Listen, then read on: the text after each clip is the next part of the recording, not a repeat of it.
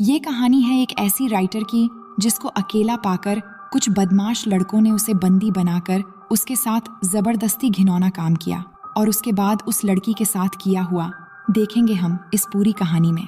तो कहानी की शुरुआत में हम जेनिफर नाम की एक लड़की को देखते हैं जो एक नॉवल राइटर है।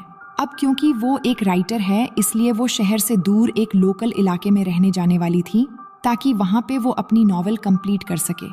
इसलिए पहले वो एक स्टोर में जाके अर्ल नाम के एक बंदे से मिलती है ताकि उससे अपनी कैबिन की चाबी ले सके। क्योंकि अर्ल उस कैबिन का ऑनर है इसलिए वो जेनिफर को कैबिन की चाबी देता है और वहां पे जाने का रास्ता बताता है। अब कुछ दूर आगे जाकर रास्ते में जेनिफर पेट्रोल भरवाने के लिए एक पेट्रोल पंप पे रुकती है जहां उसे दो लोग दिखाई देते हैं जो उसे घूर रहे थे और इनके नाम होते हैं एंडी और स्टैनली।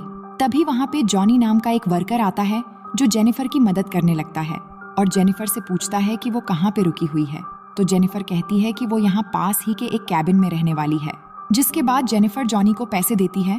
तभी गलती से उसका पैर एक बाल्टी से टकरा जाता है जिससे जॉनी के पैंट भीग जाते हैं और ये देख के उसके दोस्त हंसने लगते हैं। अब जेनिफर उससे सॉरी कहती है और पैसे देकर वहां से निकल जाती है। जिसके बाद वो अपने कैबिन में पहुंचती है जो कि जंगल के बिल्कुल बीचों बीच था। अब वहां जाने के बाद वो अपनी राइटिंग करना शुरू कर देती है। रात को जेनिफर जब अपने दोस्त से बात कर रही होती है तो अचानक उसे कैबिन के पीछे से कुछ आवाज आती है। जिसके बाद जब वो वहां जाती है तो देखती है कि वहां के एक कमरे का दरवाजा खुला हुआ है। वो कमरे के अंदर जाती है तो उसे वहां पे कई सारे औजार और वहां पे एक जहरीला पाउडर का डब्बा भी नजर आता है। जिसके बाद वो उस कमरे का दरवाजा बंद करके वापस अपने कैबिन में आ जाती है। अब आकर जब वो राइटिंग कर रही थी तो गलती से उसके कपड़े पे बियर की ग्लास गिर जाती है तो वो अंदर जाती है उसे धोने के लिए। तभी यहाँ पे हम देख पाते हैं कि खिड़की से उसे कोई देख रहा है। अब अगली सुबह जब जेनिफर जॉगिंग कर रही होती है तो उसे जंगल के बीच एक छोटा सा पुराना घर दिखाई देती है और जब वो उस घर के अंदर जाती है तो देखती है कि वो घर पूरा खाली है और अंदर कोई भी नहीं है। उसके बाद वो अपने कैबिन में वापस आती है और वॉशरूम में जाती है। लेकिन जब वो टेप ऑन करती है तो उसके अंदर पानी नहीं आ रहा था। इसलिए वो हेल्प के लिए कॉल करती है तो एक मैथ्यू नाम का बंदा उसके घर में आता है पाइप ठीक करने के लिए। लेकिन जब वो उसकी पाइप ठीक कर देता है तो जेनिफर खुश होकर उसके गाल पे एक किस करती है और उसका शुक्रिया अदा करती है। अब मैथ्यू थोड़ा बुद्धू टाइप का इंसान है इसलिए वो शर्माकर वहां से भाग निकलता है। वहीं शाम को मैथ्यू स्टैनली, एंडी और जॉनी के साथ फिशिंग करने जाता है जहां वो उन्हें बताता है कि शहर की उस लड़की ने मुझे गाल पे किस किया। ये सुन के जॉनी को बहुत बुरा लगता है और उसे कहता है कि ऐसा हो ही नहीं सकता। तभी स्टैनली जॉनी को अपने कैमरे में जेनिफर की वीडियो दिखाता है।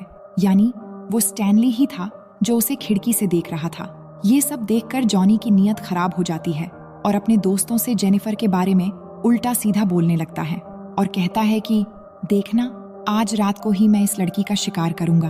अब रात को जेनिफर जब सो रही होती है तो अचानक उसके दरवाजे से कुछ आवाज आती है और जब वो वहां जाती है तो वहां पर उसे एक मरी हुई चिड़िया दिखती है। ये देखकर वो काफी घबरा जाती है। जिसके बाद वो अपने कैबिन में वापस आ जाती है। लेकिन आते ही वो देखती है कि उसके लैपटॉप में उन आदमियों की फोटो है जिससे वो काफी डर जाती है और तभी वो तीनों रूम में आकर उसे घेर लेते हैं। लेकिन जेनिफर इन्हें कहती है कि तुम लोग यहाँ क्यों आए हो और इनसे झूठ बोलती है कि मेरा बॉयफ्रेंड यहाँ आने वाला है इसलिए तुम सब यहाँ से तुरंत चले जाओ।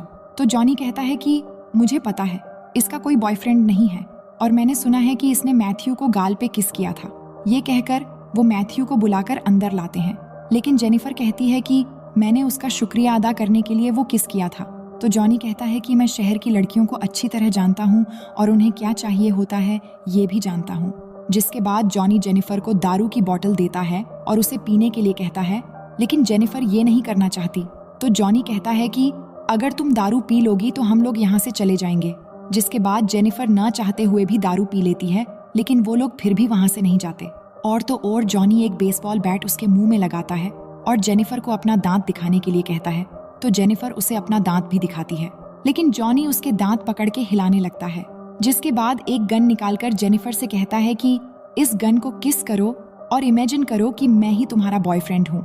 और उस गन को किस करवाता है और गन को उसके मुंह में डालकर हिलाने लगता है। वहीं मैथ्यू को ये सब देखकर अच्छा नहीं लग रहा था इसलिए वो अपना मुंह दूसरी तरफ कर लेता है। उसके बाद एंडी जेनिफर के मुंह में एक बॉटल डालता है और उसे फोड़ने वाला होता है। लेकिन तभी जेनिफर उसे धक्का देकर गिरा देती है और अपने बैग से स्प्रे निकालकर स्टैनली की आंखों में डाल देती है और वहां से निकलकर भागने लगती है। अब भागते भागते सुबह हो जाती है और रास्ते में उसे 2 आदमी मिलते हैं, जिनमें से एक अर्ल नाम का वही बंदा भी था जिसने उसे चाबी दी थी। इसके बाद वो उनको सारी बातें बताती है तो दूसरा बंदा जेनिफर से कहता है कि मैं एक शेरिफ हूँ, तो तुम चिंता मत करो। इसके बाद शेरिफ अर्ल से कहता है कि तुम जंगल की दूसरी तरफ जाओ। ये कहकर वो जेनिफर को अपने साथ लेके वापस उसके कैबिन में जाता है और जाकर जब वो वहाँ पे छानबीन करता है तो उसे वहाँ पे कोई भी नहीं मिलता, लेकिन उसे वहाँ पे जेनिफर की बियर बोतल मिलती है। तो वो कहता है कि शायद पीने की वजह से तुम्हें हेलुसिनेशन हुआ है, लेकिन जेनिफर कहती है कि मुझे कुछ भी नहीं हुआ है, इन लोगों ने सच में मेरे साथ जबरदस्ती करने की कोशिश की थी। लेकिन शेरिफ यकीन नहीं करता और जेनिफर की तलाशी लेने लगता है और हम देखते हैं कि वो तलाशी करने के बहाने जेनिफर की बॉडी को गलत तरीके से टच कर रहा है। तभी वो चारों लड़के वहाँ पे आ जाते हैं और जेनिफर को देख के मुस्कुराने लगते हैं। ये देख के जेनिफर समझ जाती है कि वो शेरिफ भी उनसे मिला हुआ है, जिसके बाद शेरिफ भी जेनिफर के साथ बदसलूक करने लगता है और मारने लगता है और कहता है कि अब तुम्हारे साथ बहुत बुरा होने वाला है। उसके बाद जॉनी जेनिफर को पकड़ लेता है और मैथ्यू को अपने कपड़े उतारने के लिए कहता है और कहता है कि आज मैं तुझे एक मर्द बनाऊंगा। तो मैथ्यू अपने कपड़े उतारने लगता है। उसके बाद वो जबरदस्ती जेनिफर के कपड़े फाड़ देते हैं और उसे नीचे लेटाकर मैथ्यू से कहते हैं कि तुम इसके साथ संभोग करो। जिसके बाद मैथ्यू जेनिफर के साथ जबरदस्ती गंदा काम करने लगता है, जिससे जेनिफर को बहुत दर्द होता है और वो चिल्लाने लगती है। तभी शेरिफ के घर से उसकी बेटी एंजल का कॉल आता है, जिस पर उसकी बेटी कहती है कि आज वो घर पे जल्दी आए, जिससे शेरिफ अपने बेटी से वादा करता है कि आज वो जल्दी घर वापस आ जाएगा। उसके बाद वो लोग जेनिफर को छोड़ के वहाँ से चले जाते हैं। अब उनके जाने के बाद जेनिफर किसी तरह उठकर बिना कपड़ों के हालत में वहाँ से बाहर निकलकर जाने लगती है, लेकिन कुछ दूर आगे जाने पर वो पांचों फिर से उसके सामने आकर घेर लेते हैं, क्योंकि अभी भी उनका मन नहीं भरा था। जिसके बाद वो फिर से उसे पकड़कर जमीन पर लेटा देते हैं और एंडी जेनिफर के मुंह को पानी में डुबोने लगता है और इस बार शेरिफ अपने कपड़े उतारकर जेनिफर के साथ जबरदस्ती करने लगता है, जिससे जेनिफर दर्द से जोर जोर से चिल्लाती है। लेकिन वो दरिंदे एक एक करके सभी उसके साथ संभोग करने लगते हैं और जब उनका मन भर जाता है तो वो उसे छोड़ देते हैं। इसके बाद जेनिफर किसी तरह उठकर वहां से जाने लगती है और इतना जुल्म सहने के बाद वो पूरी तरह पागल सी हो गई थी।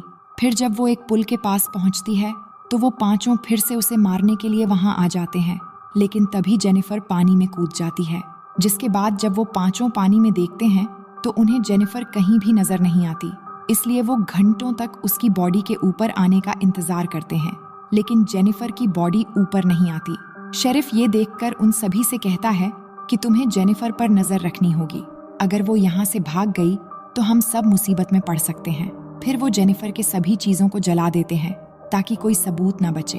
अब रात को शेरिफ अपने घर आता है और अंदर जाकर अपनी बेटी से मिलता है, जहां उसकी बेटी उसे सरप्राइज देती है कि वो ऑनर्स प्रोग्राम के लिए सेलेक्ट हो गई है। फिर अगले दिन शेरिफ अर्ल के पास जाता है और उसे उसकी केविन की चाबी लौटा देता है। तभी अर्ल उसे पूछता है कि क्या वो लड़की यहाँ से चली गई, जिस पर वो कहता है कि हाँ, वो लड़की चली गई। अब अगले सीन में हम देखते हैं कि ये सभी अभी भी जेनिफर को ढूंढ रहे हैं, लेकिन उन्हें वो कहीं नहीं मिलती और वही मैथ्यू ने जेनिफर के साथ जो अत्याचार किया था, ये सब सोचकर उसे काफी गिल्टी फील हो रहा था। अब एक दिन अर्ल शेरिफ को कॉल करता है और कहता है कि उसे जेनिफर की बहन का कॉल आया था, जो कह रही थी कि जेनिफर अभी तक वापस क्यों नहीं आई, तो क्या तुमने उसके साथ कुछ गलत तो नहीं किया। इस पर शेरिफ कहता है कि नहीं, ऐसा कुछ भी नहीं हुआ, वो बस वहां से चली गई। अब अगली सुबह स्टैनली भागते हुए एंडी और जॉनी के पास आता है और उन्हें बताता है कि उसका कैमरा चोरी हो गया है और उस कैमरे में जेनिफर की वो सारी वीडियो क्लिप थी। ये सुनकर जॉनी स्टैनली को मारने लगता है और कहता है कि तुम्हें वो सब रिकॉर्ड करने की क्या जरूरत थी।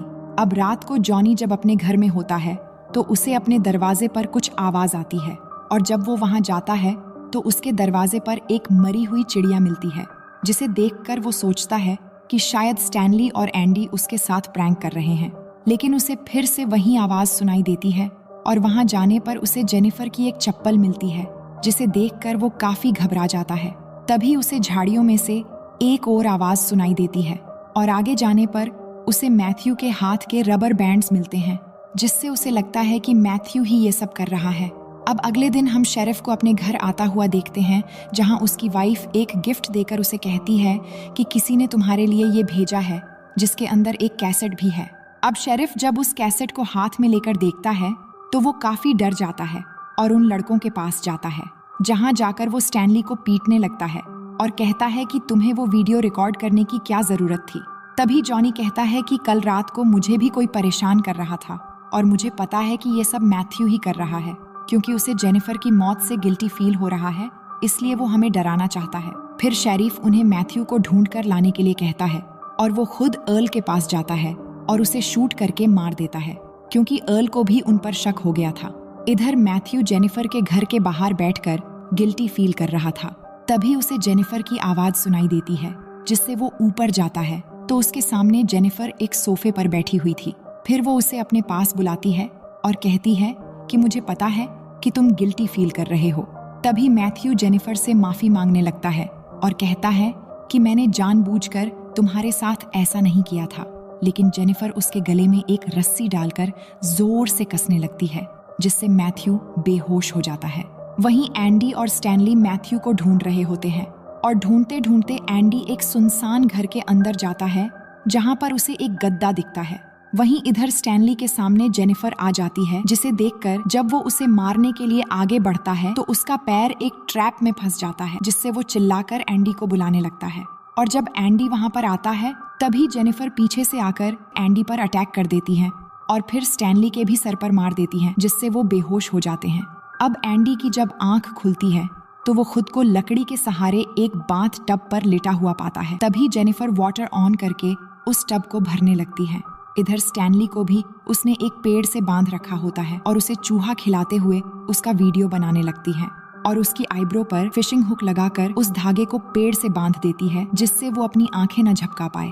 फिर वो एंडी के पास जाती है, यानी जेनिफर दोनों को एक साथ मार रही है और दोनों आसपास ही हैं। अब जेनिफर एंडी के पास आती है, लेकिन एंडी उससे माफी मांगने लगता है। तभी जेनिफर उससे कहती है कि मैं भी तुम्हारे सामने ऐसे ही गिड़गिड़ाई थी, लेकिन तुम लोगों ने मेरी एक भी नहीं सुनी और सबने जमकर मेरा फायदा उठाया। जिसके बाद वो उसका मुंह पानी में डुबोकर कहती है कि मैं तुम्हें बहुत बुरी मौत देने वाली हूँ। फिर वो स्टैनली के पास जाती है और एक मछली का पेट फाड़कर उसका मांस निकालकर स्टैनली की आंखों में घुसा देती है। इसके बाद वो एंडी के पास जाकर उसके पानी में जहरीला पाउडर मिला देती है और उसके नीचे से एक लकड़ी निकाल देती है, जिससे एंडी उस पानी में चला जाता है और उसका मुंह जल जाता है। इधर स्टैनली के पास कुछ पंछी आकर उसकी आंख में लगा मांस खाने लगते हैं और साथ ही उसके आंखें भी निकाल लेते हैं, जिससे बहुत बुरी तरह से उसकी भी मौत हो जाती है और इस तरह से वो दोनों को मार देती है। उसके बाद जेनिफर पेट्रोल पंप में जाती है, जहां वो जॉनी पर हमला करके उसे किडनैप कर लेती है। जिसके बाद जब जॉनी की आंख खुलती है तो वो अपने आप को बिना कपड़ों में बंधा हुआ पाता है और जेनिफर को सामने देखकर हैरान हो जाता है। इसके बाद जेनिफर उससे कहती है कि क्या तुम जानते हो मैं तुम्हारे साथ क्या करने वाली हूँ। ये कहकर वो एक एक करके उसके सारे दांत निकाल देती है, जिससे जॉनी को बहुत दर्द होता है और जेनिफर को गाली देने लगता है। ये सुनकर जेनिफर कहती है कि तुम्हें अपनी मर्दानगी पर बहुत गुरूर है ना, आज के बाद नहीं होगा, क्योंकि आज मैं तुम्हारी मर्दानगी उखाड़ देने वाली हूँ। ये कहकर वो एक कैंची लेकर उसका वो काट डालती है और काट कर उसके मुंह में डाल देती है, जिससे जॉनी बहुत जोर जोर से चिल्लाता है और उसकी वहीं पर मौत हो जाती है। वहीं शेरिफ जब अपने काम पर होता है तो उसकी बीवी उसे कॉल करती है और कहती है कि हमारी बेटी एंजल की एक टीचर आई है। तभी एंजल भी शेरिफ से कहती है कि मेरी टीचर बहुत अच्छी है, जो मुझे यहाँ से एक प्लेग्राउंड में ले जाने वाली है। लेकिन शेरिफ उससे कहता है कि तुम्हारी टीचर से मेरी बात करवाओ। तभी हम देखते हैं कि वो टीचर कोई और नहीं बल्कि जेनिफर ही है, जो वहाँ पर नकली टीचर बन के आई है। जिसके बाद जेनिफर जब शेरिफ को अपना नाम बताती है तो वो ये सुनकर हैरान हो जाता है और जेनिफर से कहता है कि प्लीज मेरी बेटी को चोट मत पहुंचाना। जिसके बाद जेनिफर फोन काट देती है और उसकी बेटी को अपने साथ ले जाती है। और जब शेरिफ घर पहुंचता है और उसकी बीवी उसे बताती है कि उसकी टीचर उसे प्लेग्राउंड में लेकर गई है, जिसके बाद शेरिफ जल्दी से प्लेग्राउंड में पहुंचता है और अपनी बेटी को ढूंढने लगता है। लेकिन वहां पर उसकी बेटी उसे नहीं मिलती, जिससे वो फिर से कार लेकर वहां से जाने वाला होता है। लेकिन तभी जेनिफर पीछे से उस पर हमला कर देती है और उसे अपने साथ ले जाती है। और जब शेरिफ की आंखें खुलती हैं तो वो खुद को बंधा पाता है और उसके बैक साइड में जेनिफर ने उसकी शॉर्ट गन डाली हुई होती है। जिसके बाद शेरिफ दर्द से जूझते हुए जेनिफर से कहता है कि प्लीज मुझे मत मारो और यहाँ से जाने दो। तभी जेनिफर उस शॉर्ट गन को और अंदर बार बार डालने लगती है और कहती है कि मुझे भी ठीक ऐसा ही लगा था जब तुम सब ने दरिंदे की तरह मेरे साथ जबरदस्ती कर रहे थे। तभी शेरिफ उससे पूछता है कि तुमने मेरी बेटी के साथ क्या किया। तो जेनिफर कहती है कि तुम्हारी बेटी तो काफी जवान और खूबसूरत है, अगर कोई उसके साथ जबरदस्ती करे तो उसे कैसा लगेगा। तभी शेरिफ कहता है कि जो मेरी बेटी के साथ ऐसा करेगा मैं उसे जान से मार डालूंगा। तभी जेनिफर कहती है कि मैं भी ठीक वैसी सजा तुम्हें देने वाली हूँ, क्योंकि तुमने भी किसी की बेटी के साथ ऐसा ही किया था। जिसके बाद जेनिफर उस शॉटगन की ट्रिगर में एक रस्सी डालती है और उस रस्सी को टाइट करके उसका दूसरा मोड़ मैथ्यू के हाथ में बांध देती है, जो बिल्कुल शेरिफ के सामने बेहोश पड़ा हुआ था। जिसके बाद वो शेरिफ से कहती है कि जब मैथ्यू को होश आएगा तो तुम दोनों मारे जाओगे। ये कहकर वो बाहर जाकर बैठ जाती है। जिसके बाद मैथ्यू को होश आ जाता है, जो शेरिफ को देख के हैरान हो जाता है। तभी शेरिफ उससे कहता है कि बिल्कुल भी मत हिलना, लेकिन मैथ्यू अपना हाथ हिला देता है जिससे वो गन चल जाती है और गन से निकला हुआ गोली शेरिफ के पीछे से चीरता हुआ आकर सामने मैथ्यू को लग जाती है, जिससे शेरिफ और मैथ्यू दोनों की वहीं पर मौत हो जाती है।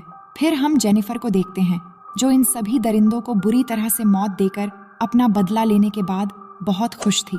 और इसी सीन को दिखाते हुए ये कहानी यहीं पर खत्म हो जाती है।